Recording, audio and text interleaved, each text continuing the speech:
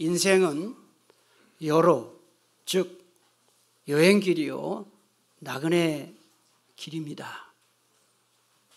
바꿔 말해서 한 번도 가본 적이 없는 길을 걸어가는 것이 인생입니다.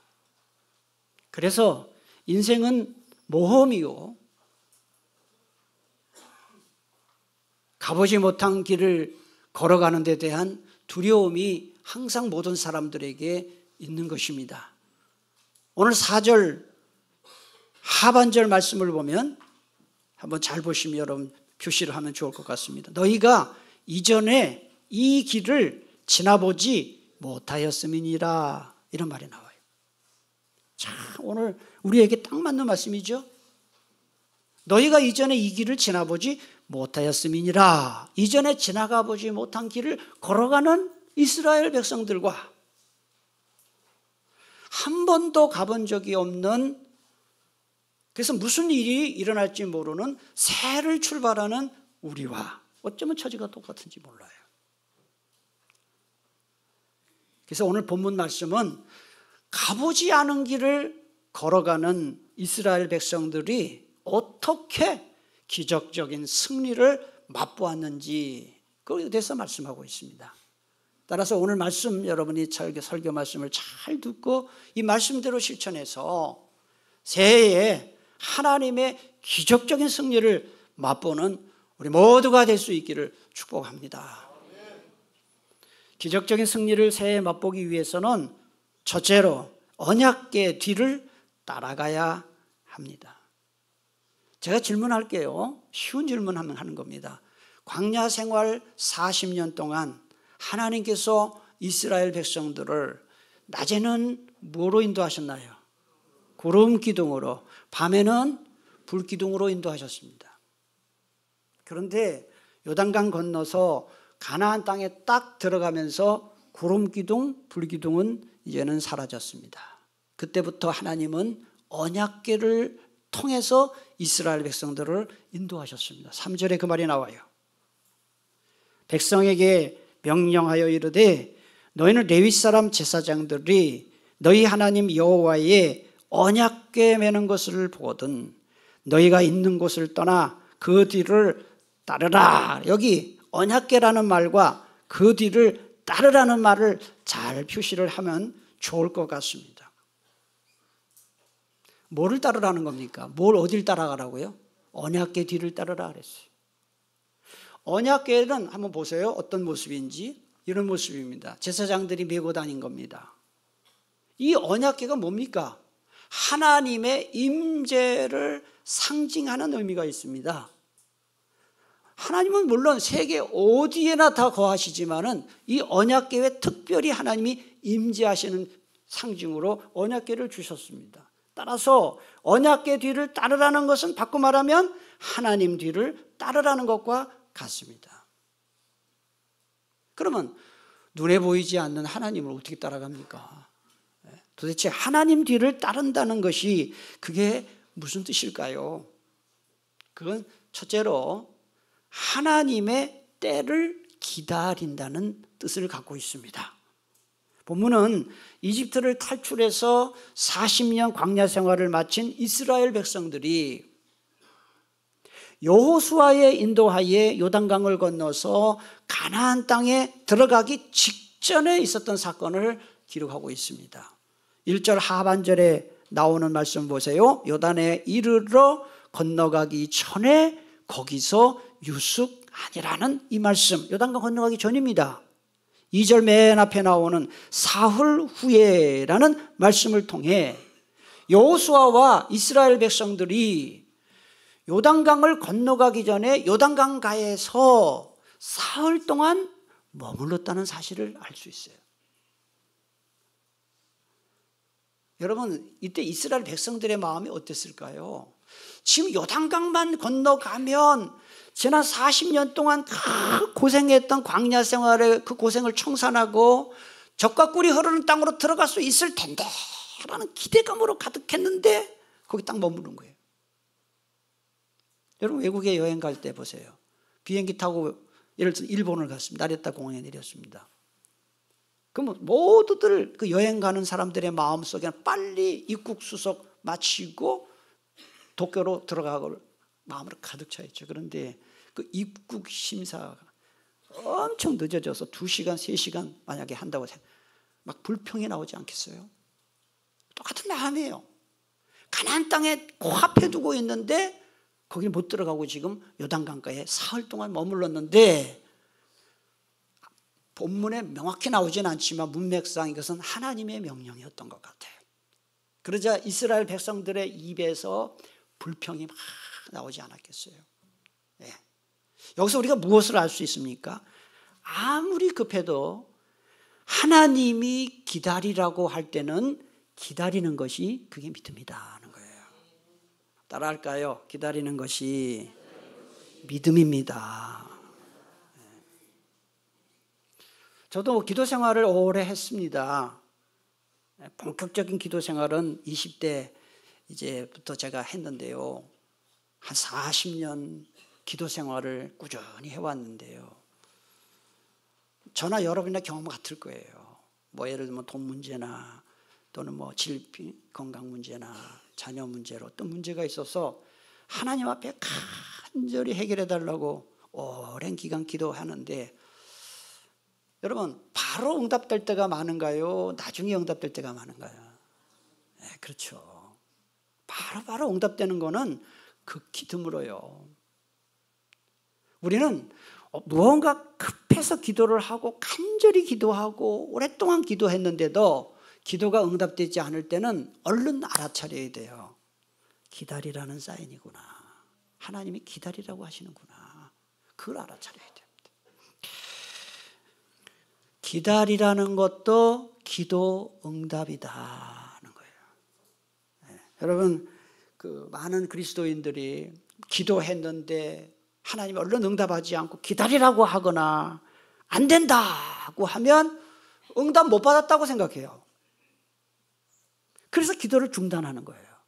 자, 직장 생활하시는 분들에게 제가 질문 드릴게요. 한번 잘 들어보세요. 직장에서 상관에게 결제를 뭔가 요청을 했어요. 기한을 했어요. 했습니다. 그러면 그 상관이 그 결제 올린 거를 보고 허락을 하는 경우도 있지만 보류하거나 기각시키는 경우도 있어요.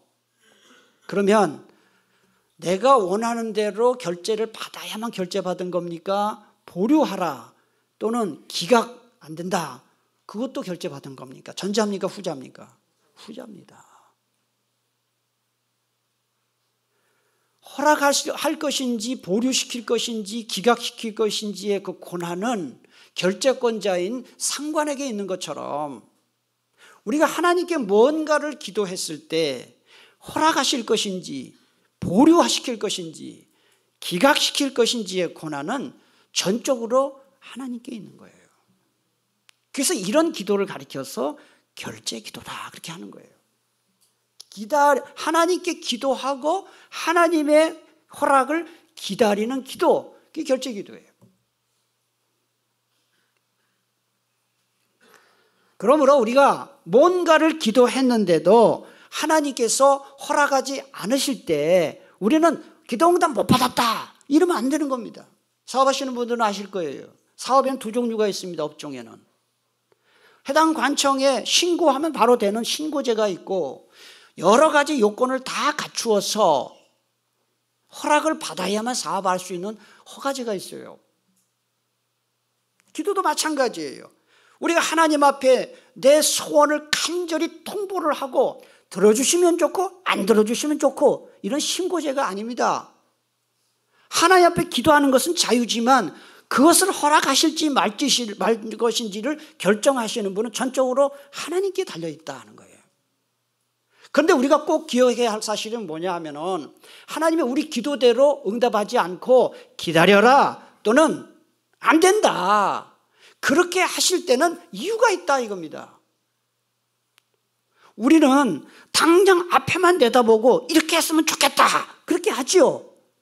근데 하나님은 멀리 보시는 거예요. 우리 인생 전체를 보시는 거예요. 그래서 이렇게 이 세월을 이렇게 다 지나와서 보면은 내가 그때 그 기도대로 응답됐으면 큰일 날 뻔했다 생각되는 게 누구나 있어요. 제가 한번 얘기한 것 같습니다만은, 제가 총각 때 저는 선을 5번 받습니다. 선을 5번 받습니다. 근데 2번째 받던 여자가 제일 이뻤어요. 그래서 제가 2번째 만난 여자를 보고 첫눈에 그냥 그때 철이 없는 거예요. 철딱선이 없는 거예요. 얼굴이 반반하니까. 그래서 저 여자는 잘 됐으면 좋겠다 하고 하나님께 간절히 기도하고 그 자매한테 편지도 보내고 그랬어요. 결과만 말씀드리면 거절받았어요. 안 됐어요. 저희 아내는 5번째 만났어요. 근데 나중에 알고 보니까 그 자매 집안이 보살 집안이더라고요. 그래서 제가 그때 그 자매랑 됐으면 큰일 날 뻔했다. 생각만 해도 끔찍해요. 제가 목회를 할 사람인데. 저희 아내를 만났잖아요. 얼마나 감사한지. 그러니까 이게 내가 기도한 대로 안 되는 게 나에게 더 좋은 것을 하나님은 아신 거예요. 저만 이런 게 아닙니다, 여러분. 여러분의 삶 속에서 뭔가 됐으면 빨리 됐으면 좋겠는데 하나님은 자꾸 보류시킵니다. 하나님이 여러분에게 허락하신 그때가 가장 좋은 때인 줄 믿으시기를 바랍니다. 그래서 우리는 기다리라는 것도 응답이다. 그것을 꼭 기억을 해야 됩니다. 하나님의 때를 기다리는 것입니다. 하나님을 따라간다는 것은. 2번째로 하나님의 뒤를 따른다는 것은 하나님의 인도를 받는 겁니다. 이 3절 맨 끝을 보세요. 언약궤 뒤를 따르라 그래서 언약궤는 하나님의 이미지잖아요. 6절을 보면 제사장들이 언약궤를 메고, 잘 보세요, 백성에 어떻게 했습니까? 앞서 건너라. 언약궤 뒤를 따라간 거예요. 그 다음 11절을 보면 주의 언약궤가 어디서? 백성들 앞에서 건너갔습니다. 그 다음에 14절 끝에 보면은 제사장들 언약궤를 메고 어떻게 나아갔습니까? 백성 앞에서 나아갔습니다. 이 네 다 뭡니까? 언약궤가 앞에 가고 백성들은 뒤에 갔다. 하나님의 인도를 받았다 하는 거예요. 근데 4절 상반절 보면 이스라엘 백성들은 언약궤 뒤를 바싹 따라가지 않고 거리를 두고 따라가겠어요. 하나님이 2000규빗의 거리를 두고 따라가게 했어요. 4절 보세요. 그 2000규빗은 오늘날의 도량형으로 환산하면 한 1km 정도 됩니다. 하나님이 왜 언약궤와 이스라엘 백성 1km 거리를 두고 따라가게 하셨을까요? 2가지 이유가 있어요. 첫째, 하나님의 임재인 이 언약궤의 신성함을 보호하기 위해서 그런 거예요. 함부로 언약궤 만지지 않도록. 2번째로는 수많은 이스라엘 백성들이 언약궤 바짝 앞에 있으면 앞에 사람만 언약궤가 보입니다. 뒤에 있는 사람들을 볼 수 있도록 거리를 두게 하신 것입니다. 중요한 것은 언약궤는 하나님의 임재를 상징하는 것이므로 이스라엘 백성들이 언약궤를 따라갔다는 것은 하나님의 인도를 받았다는 걸 말하는 겁니다. 2025년 새해에 여러분 마음대로 살지 마세요. 제가 부탁합니다. 여러분 하고 싶은 대로 하지 마세요. 제일 실패하는 사람들 보면은 먹고 싶은데 다 먹어요. 먹고 싶으면 무조건 먹어. 그럼 여기도에 마치고 치킨 먹고 빵 먹고 건강 다 상해요. 먹고 싶으면 먹어요. 하기 싫으면 안 해요. 운동하다가 안 해요. 자기가 하고 싶은 대로 하고 하기 싫으면 안 하고 이런 사람 성공 못 해요. 우리가 하고 싶은 대로 하는 건 대부분 죄가 되는 겁니다. 내가 하고 싶어도 주님이 원치 않으면 하지 않고 하기 싫어도 주님이 원하시면 하는 것, 그게 믿음입니다. 해바라기 꽃을 왜 해바라기 꽃이라고 하나요? 늘 해를 바라보잖아요. 늘 해의 방향을 따라가잖아요. 우리 모두는 해바라기가 해를 따라가듯이 주님을 따라가는 주바라기가 될 수 있기를 바랍니다. 새해에는 늘 하나님의 인도를 받으십시오. 그 다음에 하나님 뒤를 따른다는 건 셋째로 하나님은 늘 우리와 동행해 주시고 승리케 하실 것을 믿고 따른다는 겁니다. 10절입니다. 10절에 보면은 또 말하되 살아계신 하나님이, 그 다음에 중요한 말이 나옵니다. 어디 계신다 그랬습니까? 너희 가운데 계시사 그랬어요. 하나님이 동행한다는 거예요. 이걸 이렇게 바꿔도 좋겠습니다. 살아계신 하나님이 나와 함께 하시사, 이렇게 바꿔도 됩니다. 가나안, 헷, 히위, 브리스, 기르가스, 아모리, 여부수 족속을 그 다음 보세요. 너희 앞에서 어떻게 한다 그랬습니까? 반드시 쫓아내실 줄을 알라 그랬습니다. 이 두 개가 뭘 말합니까? 동행하사 승리케 하시는 하나님이다. 새해 승리하기를 원하십니까? 새해에 많은 하나님 주신 은혜와 기적을 맛보시기를 원한다면 하나님과 동행하시기 바랍니다. 1950년 9월 15일 유엔군 사령관 더글라스 맥카더 장군이 주도로 감행된 인천 상륙작전 다 아시죠? 이 인천 상륙작전은 6.25 전쟁의 판세를 완전히 바꾸어 놓았습니다. 이 인천 상륙작전이 아니었으면 역사가들은 말합니다. 우리나라가 공산화됐을 거라고. 그리고 이 인천 상륙작전은 세계 전쟁 역사에서도 유명한 사건입니다. 노르망디 상륙작전만큼이나 이게 유명한 상륙작전입니다. 그런데 인천 상륙작전을 감행하기 전에 맥카더 장군이 참모들과 전략회의를 오랫동안 했습니다. 할 거냐 말 거냐. 그때 대부분의 참모들이 회의적이었습니다. 한 참모가 이렇게 말했습니다. 인천 상륙작전의 성공률은 499분의 1에 불과합니다. 여러 가지를 따져보고. 하자는 거예요, 말자는 거예요? 말자는 거예요. 아니, 확률이 499분의 1이면 그걸 어떻게 합니까? 그때 맥카더 장군이 유명한 말을 했습니다. 499분의 1이라는 지극히 낮은 성공률이지만, 그 다음 같이 읽을까요? 나는 하나님을 믿는 사람이다. 하나님이 나의 결단에 반드시 함께 하실 것이다. 이렇게 얘기를 한 거예요, 참모들에게. 그리고 한 거예요. 성공했어요. 그리고 상륙작전이 성공으로 끝난 다음에 맥카더가 이렇게 고백을 합니다. 이 작전은 하나님이 하신 일이다. 그렇게 고백을 했어요.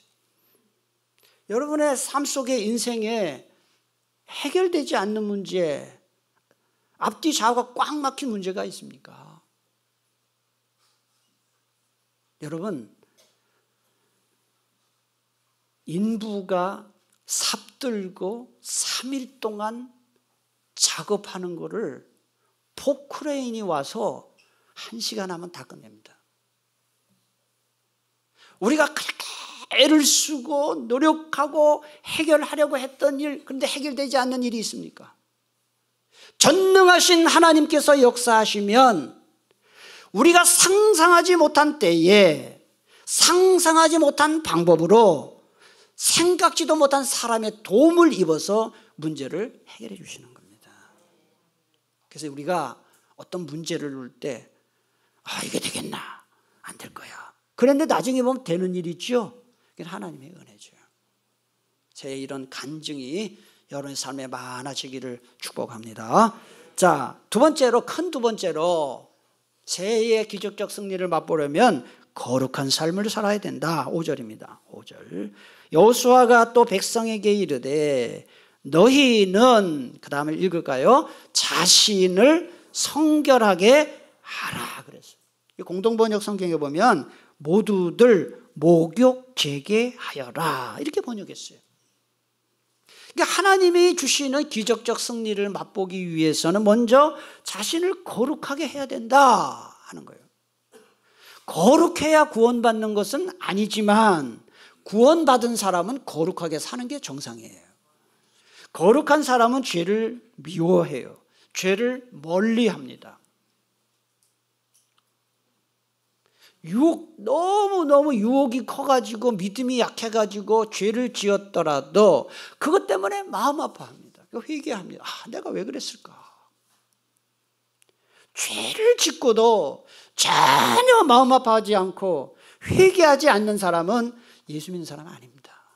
분명히 말씀드립니다. 하나님 싫어하시는 짓을 해놓고도 전혀 마음 아파하지 않고 회개하지 않는 사람, 그것도 예수 믿는 사람입니까?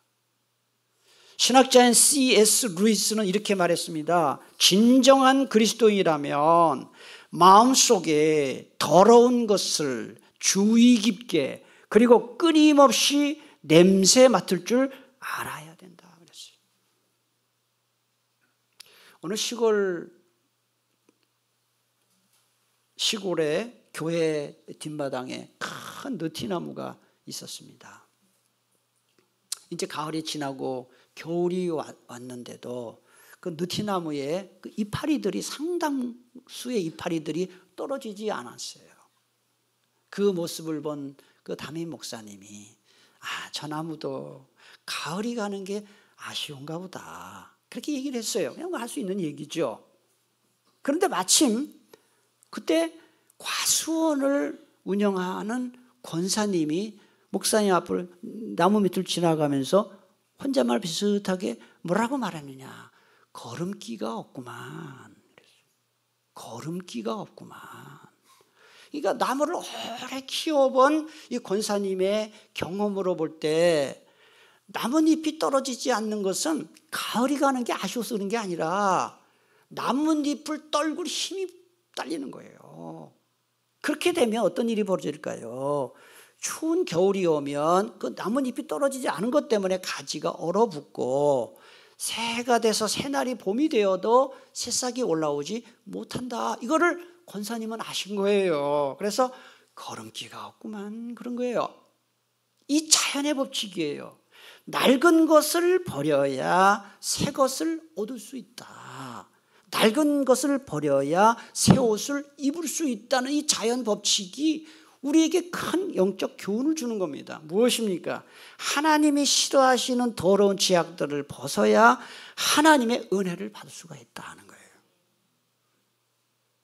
정말 극단적인 예지만은 맨날 술집 다니고 이상한 데 사람 만나고 나쁜 짓을 골라 하는 사람이 주일날 예배 와가지고 예배 드린다고 그 사람이 거룩한 사람이 되겠습니까? 해서는 안 될 짓을 계속하면서 은혜를 받을 수 있겠습니까? 빈 그릇에 음식이 들어가지 더러운 쓰레기로 가득 찬 그 그릇에 어떻게 음식을 담을 수 있겠어요? 그러므로 우리는 오늘 이 말씀을 이 느티나무의 비유를 통해서 버릴 것을 버리지 않으면 새 것을 얻을 수 없다는 것을 알아야 됩니다. 우리나라에 교회가 얼마나 많아요? 그리스도인들이 얼마나 많아요? 그런데 왜 나라가 이 꼴인 거예요? 여러분 생각해 보셨나요?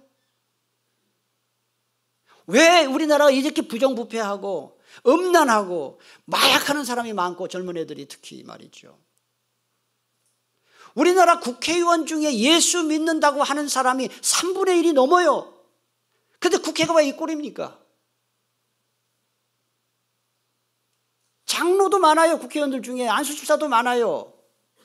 감리교나 이런 데 권사도 많아요. 상당수의 국회의원들, 장관들이 예수 믿는다고 하는데 대통령이야 뭐 미신 믿으니까 그렇다 치고 그러면 왜 나라가 이 꼴입니까? 그냥 몸만 왔다 갔다 하는 거예요. 제가 여러분에게 한번 질문하겠습니다. 믿는 여러분 때문에 여러분 믿지 않는 혹시 식구나 믿지 않는 친척이나 거래처 사람이나 친구가 좀 달라진 게 있나요? 믿는 사장님, 예수 믿는 사장님이기 때문에 믿지 않는 사장님 회사와 분위기가 다른 게 있나요? 예수 믿는 가장이 있어서 믿지 않는 가정과 다른 게 있나요? 없다면 이게 뭐가 예수 믿는 것인가? 미국의 프란시스 셰퍼 목사님은 우리에게 이렇게 경고했습니다. 참 의미 있는 경고를 했습니다. 교회가 이 사회의 기준이 되지 못하면 이 사회가 교회의 기준이 된다 그랬어요. 이게 무슨 얘기죠? 교회가 교회 노릇 못하면 교회가 세속화된다 이 뜻입니다. 아무쪼록 새해에는 우리 모두 죄를 멀리하고 거룩한 삶을 살아서 하나님이 주신 은혜와 기적적 승리를 맛보는 한 해가 될 수 있기를 축복합니다. 마지막으로 하나님 말씀에 절대 순종해야 된다. 13절 보겠습니다. 온 땅에 주 여호와의 궤를 맨 제사장들의 발바닥이 요단물을 밟고 멈추면 요단물 곧 위에서부터 흘러내리던 물이 끊어지고 한 곳에 쌓여 서리라 그랬어요. 자, 여러분 잘 보세요. 잘 보세요. 저를 잘 보세요. 여러분 한번 성경 지식을 잘 동원해 보세요. 이스라엘 백성들이 이집트를 탈출해서 2번 물을 건넜습니다. 처음 건넌 물은 어딘가요? 홍해예요. 바다예요. 홍해 건넜어요. 그 다음에 40년 광야 생활 마치고 가나안 땅에 들어가기 전에 오늘 본문에 나오죠. 어디를 건넜나요? 요단강 건넜어요. 그런데 잘 보세요. 하나님께서 홍해를 건널 때는 바닷물을 육지로 만들어서 길을 만들고 건너가라 하셨나요? 들어가면 길이 생긴다고 하셨나요? 전자인가요? 후자인가요? 전자예요. 모세가 지팡이를 내리치자 바다가 갈라지고 맨 땅으로 길을 내고 건너가라고 했어요. 길 건너가는 게 뭐 어려워요? 그러니까 이 이스라엘 백성들이 믿음이 연약했을 때는 하나님이 그 믿음을 하시고 길부터 내주시고 건너가라고 한 거예요. 그런데 40년 광야 생활을 마치고 가나안 땅에 들어갈 때는 40년 동안 이미 훈련 많이 받은 거예요. 그래서 요단강 건너갈 때는 길 내주고 건너가라고 하지 않고 제사장들이 언약궤를 메고 강물에 뛰어들어라 그리고 건너라고 한 거예요. 이거 쉬운 일입니까? 어려운 일입니까? 굉장히 어려운 일입니다. 오늘 15절을 한번 보시면은 그때가 어느 때냐? 곡식 거두는 추수기예요. 4월에서 5월 양력. 이 시기에는 15절 잘 보시면은 요단이 곡식 거두는 시기에는 항상 언덕에 어떻게 했다 그랬어요?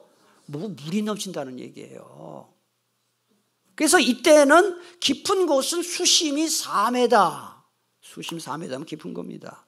그 다음에 강폭은 30m 이상이 되었기 때문에 요단강 건너가는 것은 사실상 불가능한 겁니다.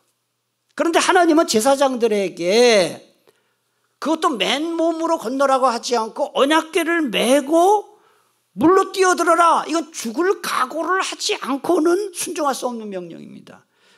자, 제사장들이 어떻게 했고 그 결과가 무엇인지 한번 15절 보겠습니다. 요단이 곡식 거두는 시기에는 항상 언덕에 넘치더라.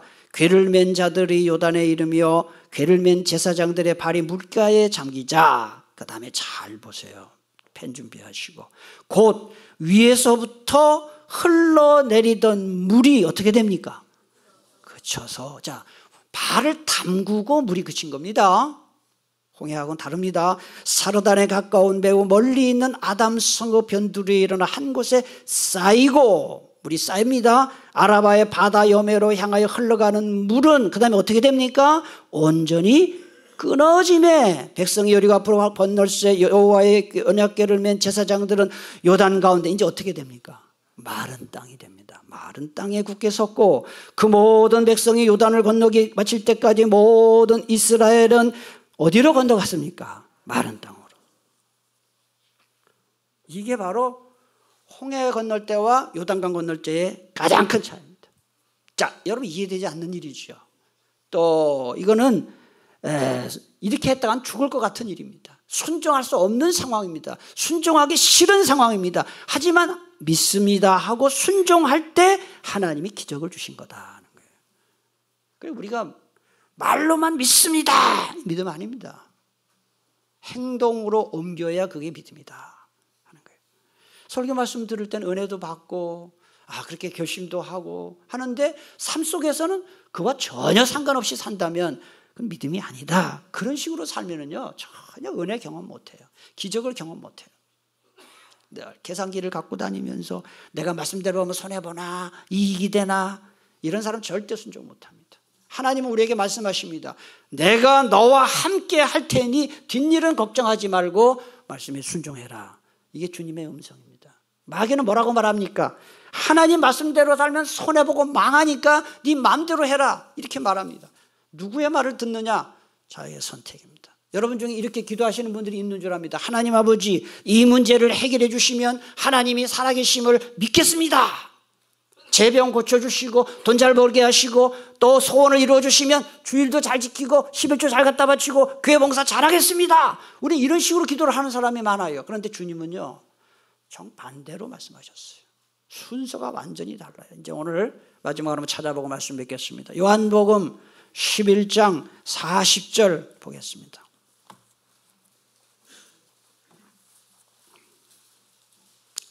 (166페이지) 요한복음 11장 40절 그 순서를 잘 보세요. 우리는 하나님이 이렇게 해주시면 믿겠습니다 하는데 예수님 뭐라고 말씀하시는가? 예수께서 이르시되 내 말이, 따라합시다. 네가 믿으면, 다시 한번, 네가 믿으면 하나님의 영광을 어떻게 한다고요? 보리라. 첫째, 먼저 믿어라. 그래야 본다 그랬어요. 믿음으로 살아야 기적도 보고 은혜도 본다. 그 얘기입니다. 여러분 이제 새해인데 새해인 만큼 올해 좀 결심을 하세요. 내가 새해에는 진짜 주의를 꼭 지켜야지. 믿음의 발걸음을 떼세요. 내가 새해에는 정말 경건생활 잘해야지. 내가 새해에 성경 꼭 읽어야지. 새해에 기도생활 잘해야지. 믿음의 발걸음을 떼면요, 하나님이 동행해 주시고 길을 열어주셔요. 그런데 하나님이 길 열어주시면 가겠습니다 하면 끝까지 안 열려요. 먼저 믿으면, 자, 우리 40절 한번 다시 읽겠습니다. 다시 한번 요한복음 11장 40절입니다. 예수께서 이르시되 내 말이 네가 믿으면 하나님의 영광을 보리라 하지 아니하였느냐. 그 나사로를 죽은 지 나흘 된 나사로 살리는 사건이 아니겠습니까? 아무쪼록 새해 우리 모두 하나님만 바라보고 거룩한 삶 살고 말씀에 절대 순종해서 하나님 주시는 기적과 은혜를 체험할 수 있게 되기를 축복합니다. 기도하겠습니다. 하나님 감사합니다. 새해에 주시는 귀한 말씀 마음에 잘 새겨서 새해에는 말씀대로